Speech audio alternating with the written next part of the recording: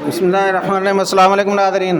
आज 7 अक्तूबर 2025 शाम के तकरीबन 3 बजे ने दरिया सतलुज के हवाले के नाल ताज़ा तरीन अपडेट लैके तुहाडी खिदमत में हाज़िर होए हैं कि दरिया सतलुज के अंदर पानी के जिहड़ा लेवल है उस दे अंदर मुसलसल इजाफा वेखण नूं आंदा पिया है कि सुबह कुछ सूरत हाल बेहतर आई, हुण थोड़ी जी खराब होंदी जाती है और जिहड़े निचले इलाके वाले लोग ने उन्हां वास्ते अजे तक काफ़ी खतरे का मुकाम है कि पानी जिहड़े थल्ले वाले नीवियां थान जमीनां ने उन्हां ते पानी चढ़ेगा।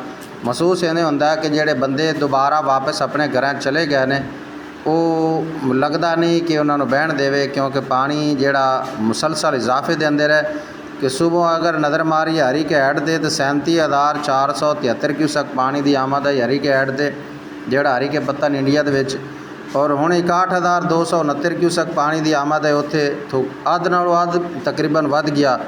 और सुबह इखराज जिहड़ा आया हरी के हैड ते वो सी 17,763 क्यूसक। हुण इखराज जिहड़ा अगे डाउन स्ट्रीम है वो है 41,558 क्यूसक पानी जिहड़ा हैड हरी के तो अगे हुसैनी वाला हैड फिरोजपुर में छड्डा जा रही है।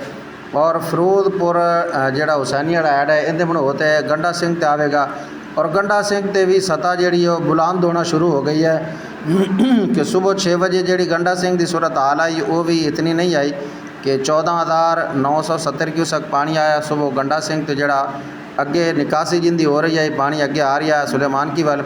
हुण वो पानी 28,657 क्यूसक है।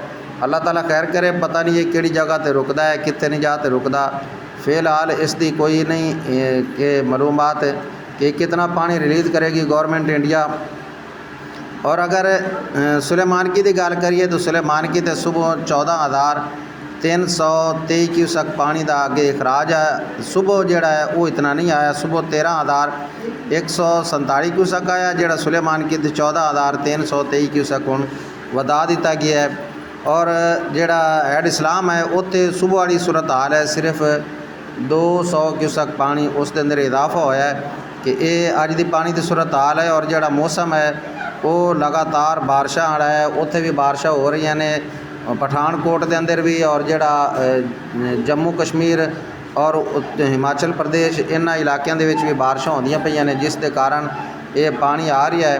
तो दुआ करो अल्लाह ताला खैर करे। उम्मीद है कि ये सैलाबी रेला गुजर जाएगा, इस तो बाद जुमे का अमन हो जाएगा। तो फ़लस्तीन के मज़लूम मुसलमानों ने अपनी दुआएं ज़रूर याद रखना है। अस्सलामु अलैकुम वरहमतुल्लाहि तआला वबरकातुहू।